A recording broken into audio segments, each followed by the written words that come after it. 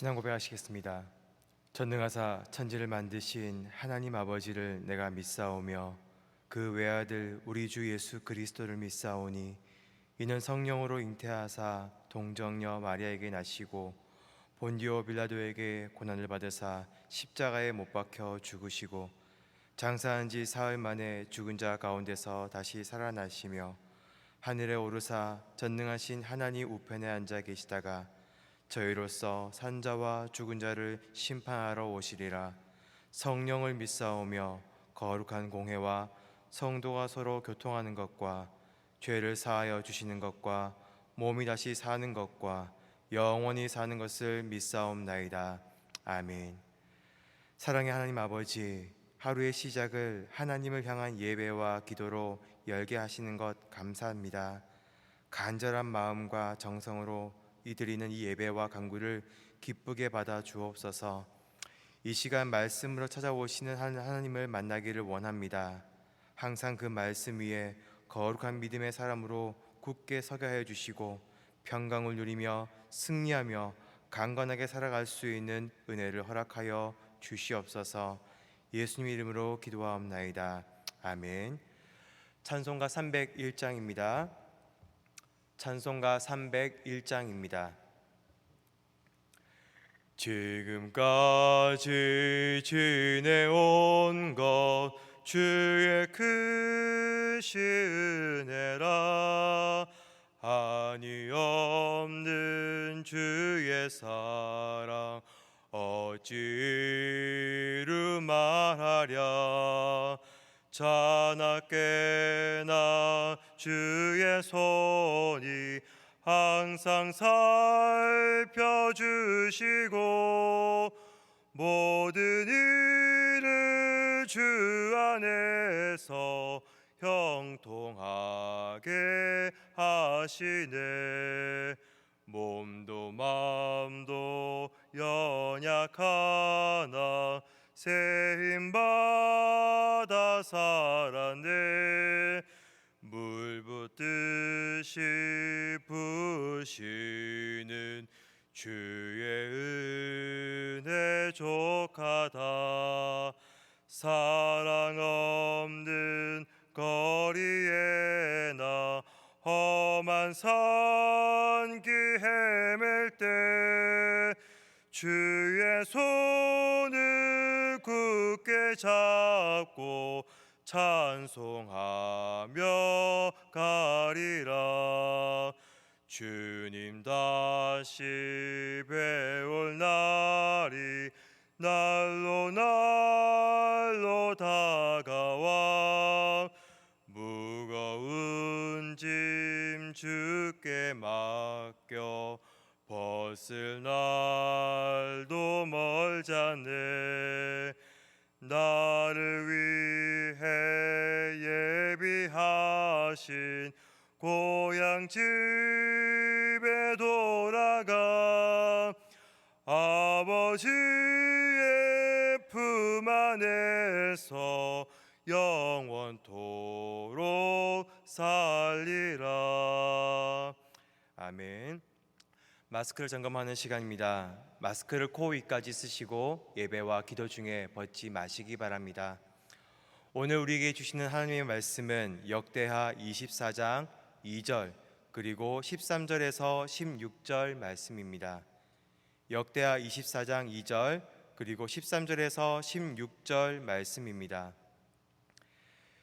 제사장 여호야다가 세상에 사는 모든 날에 요아스가 여호와 보시기에 정직하게 행하였으며 기술자들이 말아서 수리하는 공사가 점점 진척되므로 하나님의 전을 이전 모양대로 견고하게 하니라. 공사를 마친 후에 그 남은 돈을 왕과 여호야다 앞으로 가져왔으므로 그것으로 여호와의 전에 쓸 그릇을 만들었으니 곧 섬겨 제사 드리는 그릇이며 또 숟가락과 금은 그릇들이라. 여호야다가 세상에 사는 모든 날에 여호와의 전에 항상 번제를 드렸더라. 여호야다가 나이가 많고 늙어서 죽으니 죽을 때에 130세라. 함께 읽겠습니다. 무리가 다윗성 여러 왕의 묘실 중에 장사였으니 이는 그가 이스라엘과 하나님과 그의 성전에 대하여 선을 행하였음이더라. 아멘. 2차 세계대전에 많은 고아원에 있는 아이들이 이름 모를 병으로 죽어가기 시작했습니다. 나중에 이 병의 이름을 마라스무스라는 이름을 붙였습니다. 각 고아원은 주변 환경들과 이 아이들의 주는 이 음식들에 대해서 신경을 쓰기 시작했습니다. 왜냐하면 이 마라스무스 병은 영양 결핍증이었기 때문에 그렇습니다. 그런데 장난감을 주어도, 아무리 맛있는 음식을 주어도 그 아이들은 이 장난감에 흥미를 보이지도 않았고, 또 말도 없으며 또 수척해졌으며 식욕도 잃어갔고, 그래서 점점 야위와 같습니다. 그리고 아이들이 죽어갔습니다. 사태가 심각해졌습니다. 많은 나라에서 왜 이러한 일이 일어나는가 연구하기 시작했습니다. 그래서 연구진들이 계속해서 실태 검사와 여러 가지 연구 끝에 그 대책을 찾게 되었습니다. 이 원인을 찾아서 또 이 원인을 제거하는 방법이 뜻밖에도 굉장히 간단한 것이었습니다. 이 치료법은 아이들을 매 시간마다 10분씩 꼭 껴안아주고, 그리고 이 아이들에게 입을 맞춰주고 또 같이 놀아주고 말을 걸어주는 것이었습니다. 그 어떤 항생제도, 그 어떤 영양제도 전혀 필요가 없었습니다. 그랬더니 놀라운 변화가 일어났습니다. 아이들의 얼굴에 생기가 생기기 시작했고, 밥을 잘 먹게 되었고, 장난감도 잘 가지고 놀게 되었습니다. 그리고 곧 이 마라스무스라는 병은 사라지게 되었습니다. 이 사건은 인류 역사 가운데 인간에게는 이 먹을 것과 또 즐겁게 하는 어떤 도구보다는 이 관계라는 것이 정말 중요한 요소이구나라는 것을 새삼 깨닫게 하는 놀라운 사건이었습니다. 이렇게 아이들에게 말 한마디, 그리고 눈을 맞춰주는 것, 입을 맞춰주는 것, 한번 껴안아주는 것, 이 작은 정성과 관심이 그 아이의 생명을 살린 것처럼 이런 관계의 힘은 대단했는데요. 하물며 어느 본문에서 한 아이에게 생명을 주었으며, 이 아이를 왕위에 복권시켰으며, 이 아이를 죽음으로부터 보호해준 한 사람의 이야기가 나옵니다. 그 왕의 이름은 바로 남유다의 제8대 왕 요아스였고요. 그에게 관심과 사랑과 정성을 기울인 사람은 바로 그의 고모부이자 대제사장인 여호야다입니다. 요아스의 아버지 아하시아 왕이 북이스라엘을 방문하다가 예후에 의해서 죽임을 당합니다. 아하시아 왕의 어머니는 아달랴는 아합 왕과 이세벨의 딸입니다. 아들이 죽었다는 소식을 듣자마자 슬퍼하기는커녕 정권을 장악하기 위해서 군사들을 동원해서 자기의 자손들, 유다 왕족의 모든 왕자들 찾아 무참하게 죽이는 피해 숙청을 시작했습니다. 왕자들이 처참하게 죽어나가는 이 아수라장 속에서 아하샤 왕의 이복류였던 여호세바가 이 1살짜리 요아스를 무사히 구출해냅니다. 그리고 자기 남편 여호야다와 함께 성전 봉사자들이 거처하는 방으로 추정되는 그곳에 숨겨서 무려 6년 동안 몰래 키웁니다. 이 6년 뒤에 이 여호야다가 이제 7세 된 요아스를 왕으로 옹립하고 아달랴를 제거하는 쿠데타에 성공하게 되는데요. 이 요아스가 이제 7살 때 왕위에 올라서 40년 동안 남유다를 통치하게 됩니다.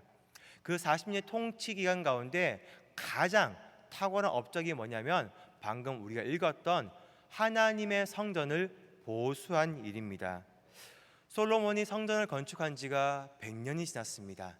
아무래도 이 기간이 길었기 때문에 성전이 많이 낡았을 겁니다. 그리고 여호람, 아하시아, 아달랴를 거쳐서 이 세 왕이 통치하는 30년 동안 바알을 섬겼기 때문에 하나님의 성전은 거의 방치되다시피 했습니다. 이 때문에 전면적인 보수가 필요한 아주 어려운 그런 상태였습니다. 이제 요아스는 성전 수리를 위해서 온 유대 성읍들을 돌면서 이 성전 수리를 위한 재정과 어떤 이런 돈을 거두라고 지시했습니다. 그리고 열왕기하를 보면요, 성전으로 들어오는 모든 헌금까지도 성전을 보수하는 데 사용하라는 명령까지 내렸습니다. 그런데 그 명령을 내린 지가 23년이 지났습니다. 요아스 왕이 30살이 되었는데요. 그런데 23년이 지났음에도 불구하고 여전히 하나님의 성전은 보수가 제대로 되지 않았습니다. 너무 화가 난 요아스는 이 여호야다 제사장과 모든 제사장들을 불러다가 야단을 칩니다. 그리고 왜 이 성전을 보수하지 않았는지 질책하고 그 원인을 찾게 되었습니다. 알고 봤더니 제사장들이 하나님의 성전을 보수하지 않고 자신들의 배를 채우는데 급급했기 때문에 이 일이 진척되지가 않았던 겁니다. 원래 시스템이 제사장이 이 일을 책임지고 진행하기 때문에 돈을 맡은 회계로부터 돈을 받아서 일을 맡은 일꾼들에게 전달을 해야 되는데 여기서 중간에 돈을 착복했던 겁니다. 그리고 또 개인적으로 사적으로 백성들로부터 돈을 모금했는데 이 역시 제사장들이 이 돈을 착복했습니다. 그래서 이 일이 진행되지 않았던 것이죠.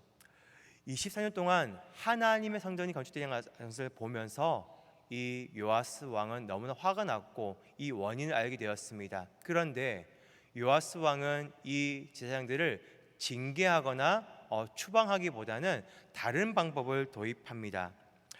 보수 비용이 제사장을 거치지 않고, 다시 말해서 회계로부터 감독관을 통해서 기술자로 바로 넘어가게 만들었습니다. 뿐만 아니라 이 제사장들이 돈을 받는 것이 아니라 누구나 보는 공개적인 장소에 궤를 만들어서 지나가는 백성들이 마음에 닿는 대로 거기에 하나님 성전 보수를 위한 헌금을 하도록 만들었습니다. 궤가 가득 차면 서기관과 제사장들이 모두 입회한 가운데 이 돈이 얼마인지 계수를 하게 되었고, 이 돈은 바로 감독관에게 전달되어서 일꾼에게 전달이 되었습니다. 이렇게 돈이 지급이 되니까 일꾼들은 일을 하기 시작했고 하나님의 성전은 곧바로 보수되고 재건되었던 겁니다. 제사장들의 잘못을 알고도 징벌하지 않고 그냥 시스템만 바꿔가지고 투명하게 일이 집행되고 하나님의 성전을 건축한 재건한 이 요아스 왕의 지혜가 심히 놀랍습니다. 여기까지 보면은 참 감사할 따름입니다. 하나님의 섭리 가운데 다윗 왕의 혈통이 끊어지지 아니하였고, 또 바알 우상을 섬겼던 이 여호람과 아시아와 이 아달랴의 악행과 그런 더러운 것들이 끊어지게 만들어 주셨고, 이 어린 요아스가 왕이 되었을 때에 어린 나이에 아무것도 모를 수 있었지만 그 옆에 여호야다라는 영적 멘토를 두어서 하나님을 섬기고 하나님을 온 민족이 바라보게 만들었으며 하나님의 성전을 완성시킨 또 재건한 이런 공로가 참 감사하기만 합니다.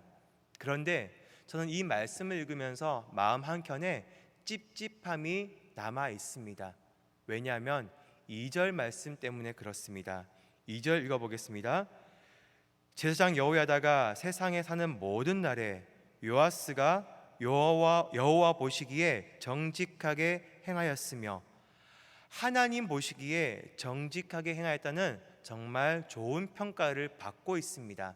그런데 이게 전체적인 요아스 왕의 인생 평가가 아니라 제사장 여호야다가 사는 기간 동안에 국한된 요아스에 대한 평가이기 때문에 마음이 불편한 겁니다. 이 여호야다는요, 자신의 영향력을 남용하지 않았습니다. 또 거룩한 절제력으로 요아스 왕을 섬기며 받들며 늘 하나님 중심으로 사는데 보필하기만 했습니다. 혼란스러운 시기였지만 자신과 왕과 모든 백성과 나라가 하나님 앞에 경건하게 설 수 있는 그것을 목적으로 삼고 지혜롭게 살다가 그렇게 인생을 거기에 바친 그의 인생이었습니다. 그런데 이렇게 영적 나침반 역할을 했던 여호야다가 죽자마자 이 요아스는 어떻게 되었습니까? 이 다음 보면은 요아스는 곧 우상 숭배하는 유다 방백들과 교제하면서 그들의 호감을 사기 위해서 그들의 섬기는 우상 숭배를 장려하고 적극적으로 밀어주기 시작합니다. 하나님을 경외했던 그 모습이 180도 순간적으로 바뀌게 됩니다. 그리고 그는 이것을 보고 경고하던 여호야다의 아들 스가랴를 하나님의 전뜰에서 돌로 쳐 죽이는 그런 만행도 저지릅니다. 요아스는 여호야다에게 그런 영향을 받았습니다. 관심도 받았고 사랑도 받았고 여러 가지 선한 것들을 받으면서 그 역시도 하나님 앞에 정직하게 행하며 나아갔더랬습니다. 그런데 그 가르침과 그 영향력을 받긴 받았으나 그 30년 가까이 자기의 것으로 만들지 못했습니다. 그저 영적 멘토니까, 고모부니까, 생명의 은인이니까 그가 시키는 대로, 그가 지시하는 대로 그게 옳은 것 같으니까 그저 감사해서 그것을 준행하고 그것을 했더랬습니다. 하지만 그가 죽고 사라지니 자신 눈앞에 또다시 힘 있는 유다 방백들이 끼치는 말대로 그렇게 넘어가고 그렇게 휩쓸리는 귀가 얇은 그런 요아스 왕의 모습을 보게 되죠. 저는 지금까지 오늘 베델교회가 5번째 사역지인데요. 지난 교회를 보면서 수많은 성도님들을 만났습니다. 정말 존경스러운 분도 있었고요. 때로는 정말 저렇게 살면 안 될 텐데 하는 안타까운 성도님도 계셨습니다. 그 중에 한 분이 계시는데요. 이분은 사업을 하시는 여 집사님이셨습니다. 사업을 굉장히 크게 하셨기 때문에 통도 굉장히 크셨습니다. 그래서 굉장히 어려우신 분들 또 선한 일들 거기에 굉장히 많은 굉장히 큰 힘으로 그 일들을 섬기며 많이 도움을 주셨습니다. 그런데 문제는 그분이 어려운 일을 당하고 힘든 일을 당하고 난관을 만났을 때에 그는 다른 분들에게 내가 이렇게 어려우니까 기도 좀 부탁드리겠습니다 말하고, 또 목사님을 찾아가서 자기의 기도 제목을 말하고, 또 전도사님을 찾아서 기도 제목을 말하고, 또 자기 교회도 아닌데 여기저기 소문에서 소위 영성이 있는 기도빨이 있다는 그런 목사님, 사모님, 권사님, 장로님 이런 분들 찾아가서 기도받는 일들에 굉장히 재능을 보이는 분이었습니다. 나중에 어떻게 되는지 아십니까? 결국 건강에 어려움을 당하고 사업에 어려움을 당하고, 물론 하나님 앞에서 선한 일과 굉장히 그런 일들을 많이 했음에도 불구하고 굉장히 지금도 어려움을 당하고 있다는 소식을 듣고 있습니다. 사랑하는 여러분, 기도는 무엇입니까? 기도는 받는 것이 아니라 하는 것입니다. 남에게서 내 이름과 내 기도 제목들이 하나님께 들려지는 것이 아니라 하나님은 어쩌면 우리의 목소리, 우리의 비명, 우리의 신음소리를 들으면서 거기에 반응하사 우리의 어려움을 해결해 주시고 우리의 기도 제목을 들어주시는 그런 하나님 아버지인 것을 믿으시기를 바랍니다. 하나님은 우리와 더불어서 선한 일과 놀라운 역사와 하나님의 영광을 드러내기를 원하십니다. 그런데 그 과정을 통해서 그 열매와 그 결과만 추구하고 원하신 분이 아니시라 그 기간, 그 과정, 그 모든 스텝들을 통해서 우리가, 여러분이 한 단계 한 단계, 한 걸음 한 걸음 하나님 가까이 나가고 자라고 성장하고 장성하기를 원하시는 그 아버지의 목적과 마음이 있는 것을 우리는 깨달아야 하는 것입니다. 요아스는 그것을 못했습니다. 하나님의 기적의 주인공이었고요. 그 옆에는 그 누구와도 비교할 수 없는 영적 멘토 여호야다가 있었지만 그 요아스 왕은 그렇게 성장하지가 못했던 것입니다. 그래서 영적 멘토가 사라지고 선한 환경이 사라지고 정말 광야와 같은 시간이 주어졌을 때에 그는 거기서 고꾸라지고 하나님을 떠나게 되었던 것입니다. 그런 의미에서 저는 이 아침, 이 하루의 시작에 기도로 나오신 여러분들이 너무나 기쁘고 반갑고 온 마음 다해 축복합니다. 왜냐하면 여러분 스스로도 지금 환난과 어려움과 그 무엇과도 내가 내 힘으로 할 수 없는 그런 제목들이 있을 터인데, 그 누구라 아니라 내 힘으로, 내 목소리로, 내 신앙과 믿음으로 하나님 앞에 부르짖고 간구하기 위해 이 자리에 나왔기 때문에 여러분에게는 가능성이 있는 것이고 희망이 있는 것이고 하나님의 축복과 은혜가 또 응답이 반드시 있을 줄 믿습니다. 사랑하는 여러분, 요하스가 되지 않기를 원합니다. 누구와 살아있는 동안에만 하나님 앞에서 정직하게 행하는 것이 아니라 내가 살아있는 동안에 하나님 앞에서 정직하게 행하였더라, 이 하나님의 평가와 하나님의 인정을 받으시는 저와 여러분 되시기를 주님의 이름으로 축복합니다. 제가 마지막 이 에베소서 4장 13절과 14절 말씀 읽고 오늘 설교를 마무리하겠습니다. 우리가 다 하나님의 아들 믿는 것과 아는 일에 하나가 되어 온전한 사랑을 이루어 그리스도의 장성한 분량이 충만한 데까지 이르리니, 이는 우리가 이제부터 어린 아이가 되지 아니하여 사람의 속임수와 간사한 유혹에 빠져 온갖 교훈의 풍족에 밀려 요동하지 않게 하려 함이라.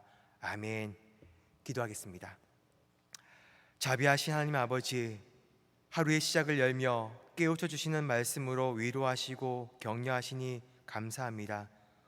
우리와 우리 가정 가운데 무너지고 훼손된 성전이 있다면 다시 보수되고 재건되기를 소망합니다. 예배를 회복시켜 주시고 하나님을 향한 믿음이 더욱 커지고 뜨거워지는 은혜를 허락하여 주시옵소서. 건강, 물질, 직장, 진로, 그 모든 삶의 현장에서 부딪히는 어려움들이 있는데 이 어려움들을 두고 주님 앞에 부르짖을 때에 우리의 목소리를 들으시고 우리를 기뻐하시고 그 사랑하시는 하나님께서 직접 은혜와 응답으로 역사하여 주시옵소서. 일상과 운정에 세우신 베델교회를 귀하게 사용하여 주옵시고 담임 목사님 영육의 강건함과 성령의 충만함을 허락하여 주시옵소서. 감사드리며 예수님 이름으로 기도하옵나이다. 아멘.